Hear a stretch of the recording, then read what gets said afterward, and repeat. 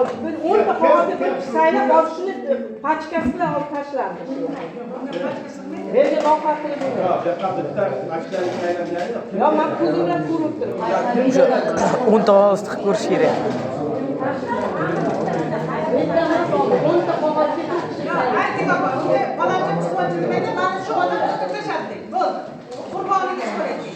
Bu farklı bir manada dişte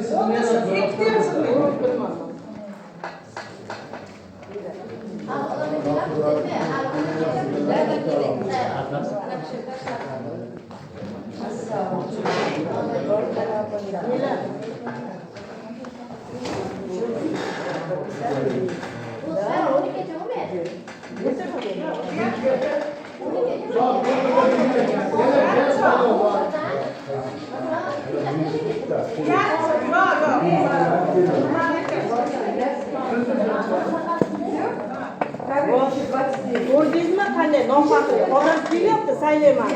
Lekin 10 ta qog'oz. Baba shuning uchun mana keladigan odam Yana odam kelyapti. Men noroziman.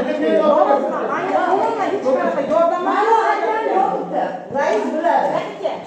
Rais biladi. Men hozir akamga dovullardan yurib kelaman.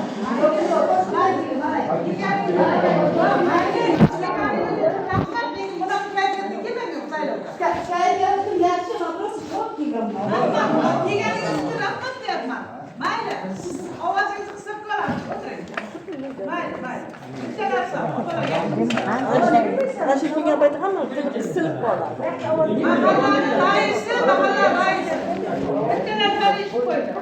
Mahalla raisi bu bo'ladigan raislar oladi. Mahallaga asfalt qurib bera olmaydi. Moddiy yordam bera olmaydi. Nima uchun Bir kerak? shahar qurib bera olmaydi. Men aytayotgan hamma narsalar Rasmga tushir. prezidentimiz.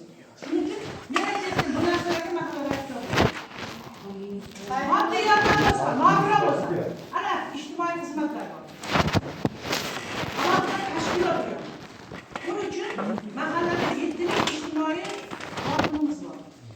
Siz aytayotgan yo'nalishlar bo'yicha bola puli, moddiy yordam, qonuniy ish javob beradi.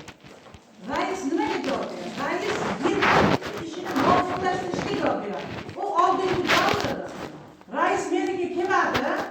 Rais meni uyimni shikoyatkasini qilmadi. Men o'zim nogiron, bolam nogiron, rais meni ovqat olib bir sal bir dunyoqarashimizni bir o'zgartiraylik. Mahallada yirtilik bor. Shuning uchun ishsizmisiz? Ishsizligingiz uchun Bo'lmagan narsa. hokim yordamchisi qo'yib qo'yibdi. Odamlarni ish bilan ta'minladik. Oldinda biz mahallada kim ishsiz bo'lsa, rais borga qolsa oladi. Lekin tizimini qilib qo'ydik. Bu hozir. Sizlar bitta narsa